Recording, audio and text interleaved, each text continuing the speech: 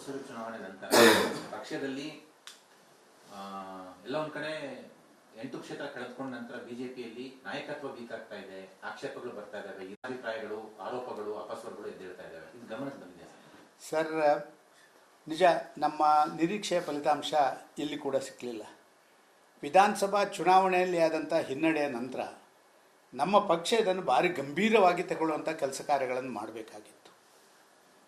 ಒಂದು ರೀತಿಯಲ್ಲಿ ನಮ್ಮ ನಿರೀಕ್ಷೆಗಿಂತ ಭಾರಿ ದೊಡ್ಡ ರೀತಿಯ ಗೆಲುವು ಕಾಂಗ್ರೆಸ್ಗೆ ಸಿಕ್ಕಿದ ಮೇಲೆ ಇದರಲ್ಲಿ ಮರುಕಳಿಸ್ಬೋದು, ಅವರು ಕೂಡ ಹತ್ರ ಡಬಲ್ ಡಿಜಿಟ್ಗೆ ಬರ್ಬೋದು ಅಂತ ಹೇಳುವಂಥದ್ದನ್ನು ನಾವು ಡಿಸ್ಕಸ್ ಮಾಡಿ ಆಲೋಚನೆ ಮಾಡ್ತಾ ಇರುವಂಥದ್ದನ್ನು ನಾವು ಮಾಡಿದ್ದೇವೆ. ಆದರೂ ಕೂಡ ಆ ರೀತಿಯಲ್ಲಿ ಆಗಲಿಲ್ಲ. ಇಡೀ ರಾಜ್ಯದಲ್ಲಿ ನಮ್ಮ ಕಾರ್ಯಕರ್ತರನ್ನು ಮೋಟಿವೇಟ್ ಮಾಡಿ, ನಾನು ಮತ್ತೆ ಹೇಳಲಿಕ್ಕೆ ಇಚ್ಛೆಪಡ್ತಾ ಇದ್ದೇನೆ, ಕಾರ್ಯಕರ್ತರನ್ನ ಮೋಟಿವೇಟ್ ಮಾಡಿ ಚುನಾವಣೆ ನಡೆಸುವಂಥ ಪ್ರಕ್ರಿಯೆ ಆಗಲಿಲ್ಲ. ಮೋದಿ ಹೆಸರಲ್ಲಿ ಚುನಾವಣೆ ನಡೆದು ಬಿಡುತ್ತೆ, ಮೋದಿ ಇಮೇಜೇ ನಮಗೆ ಎಲ್ಲವನ್ನು ತಂದುಕೊಡ್ತದೆ ಅಂತ ಹೇಳುವಂಥ ಸ್ವಲ್ಪ ರೀತಿಯ ಒಂದು ಓವರ್ ಕಾನ್ಫಿಡೆನ್ಸ್ಗಳು ಮತ್ತೆ ಲೋಕಸಭೆಯಲ್ಲಿ ಬಂದಿರುವಂಥದ್ದು ನಮಗೆ ನಮ್ಮ 9 ಸೀಟುಗಳನ್ನು ಕಳ್ಕೊಳ್ಳಿಕ್ಕೆ ಕಾರಣ ಆಯಿತು ಅಂತ ನಾನು ಭಾವಿಸ್ತಾ ಇದ್ದೇನೆ. ಕಾರ್ಯಕರ್ತರನ್ನು ಭಾರಿ ಚೆನ್ನಾಗಿ ಮೋಟಿವೇಶನ್ ಮಾಡುವುದರಲ್ಲಿ ನಮ್ಮ ರಾಜ್ಯದ ನಮ್ಮ ಪಕ್ಷ ಸ್ವಲ್ಪ ಮಟ್ಟಿಗೆ ಹಿನ್ನಡೆ ಆಗಿದೆ.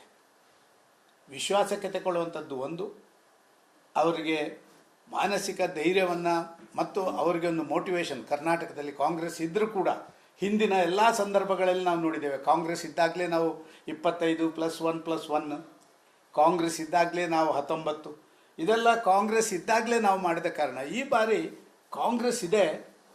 ಅಲ್ಲದೆ ಈ ಬಾರಿ ಸ್ವಲ್ಪ ಪವರ್ಫುಲ್ಲಾಗಿ ಕಾಂಗ್ರೆಸ್ ತನ್ನ ಕಾರ್ಯಾಚರಣೆಗೆ ಇಳಿದಿದೆ ಅಂತ ಹೇಳಿ ತಿಳ್ಕೊಂಡು ಮಾಡುವಂಥದ್ದರಲ್ಲಿ ಆ ಅಸೆಸ್ಮೆಂಟಲ್ಲಿ ನಮ್ಮ ರಾಜ್ಯದ ನಮ್ಮ ಸಂಘಟನೆ ಖಂಡಿತ ವಿಫಲ ಆಗಿದೆ. ಇದರಲ್ಲಿ ಯಾವುದೇ ಎರಡು ಮಾತುಗಳಿಲ್ಲ.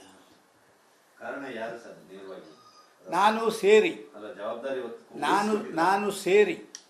ನಾನು ಸೇರಿ ನಾವೆಲ್ಲರೂ ಇದಕ್ಕೆ ಕಾರಣೀಭೂತರು. ಹಲವಾರು ಸಂದರ್ಭದಲ್ಲಿ ಯಾರೋ ಒಬ್ಬ ಅಂತ ಹೇಳುವಂಥದ್ದಲ್ಲ. ನಾವೆಲ್ಲ ಕೋರ್ ಕಮಿಟಿಯಲ್ಲಿದ್ದೇವೆ, ಸರಿಯಾಗಿ ಡಿಸ್ಕಸ್ ಮಾಡಿದ್ರೆ ನಮ್ಮದು ಒಂದು ತಪ್ಪಿರ್ಬೋದು ಇದರಲ್ಲಿ. ಆದರೆ ಯಾರು ಕ್ಯಾಪ್ಟನ್ ತಗೊಂಡವನೇ ರೋಹಿತ್ ಶರ್ಮನೇ 76, ಯಾರು ನಮ್ಮ ಇವನು ಹೊಡೆದ್ರು ಕೂಡ, ಯಾರು ಕೊಹ್ಲಿ ಹೊಡೆದ್ರು ಕೂಡ ಕಪ್ಪು ಸ್ವೀಕಾರ ಮಾಡಿದ್ದೆ ಅಲ್ಲ ರೋಹಿತ್ ಶರ್ಮಾ. ಆದ ಕಾರಣ ಹಿಂದೆ ಕೂಡ ಎಲ್ಲೆಲ್ಲಿ ವ್ಯತ್ಯಾಸಗಳಾಗ್ತವೋ ಈ ವ್ಯತ್ಯಾಸಗಳಲ್ಲಿ ಅದನ್ನು ನೇರವಾದಂಥ ಒಂದು ಚಾರ್ಜ್ ಶೀಟು ಯಾರ ಮೇಲೆ ಹೋಗಬೇಕೋ ಅದು ಹೋಗ್ತದೆ.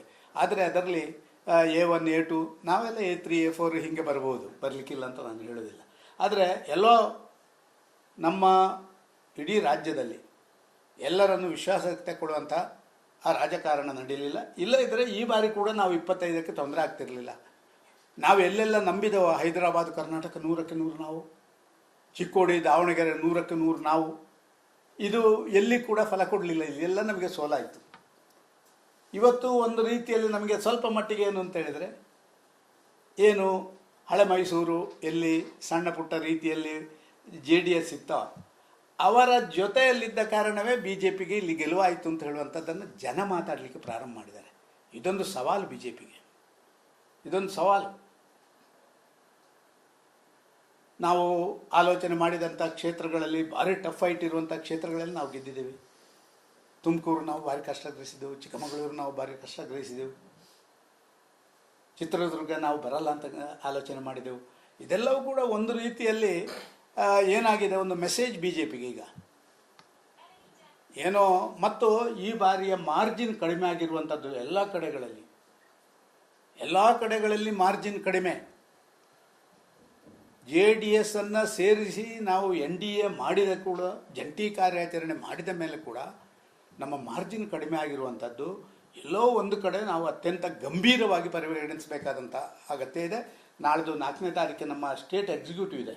ನಾನು ತಿಳ್ಕೊಳ್ತಾ ಇದ್ದೇನೆ, ಸ್ಟೇಟ್ ಎಕ್ಸಿಕ್ಯೂಟಿವ್ನಲ್ಲಿ ಎಲ್ಲ ಮಾಹಿತಿಗಳನ್ನು ಪಡ್ಕೊಂಡು ಇದರಲ್ಲಿ ಮುಂದೆ ಹೋಗಬೇಕು.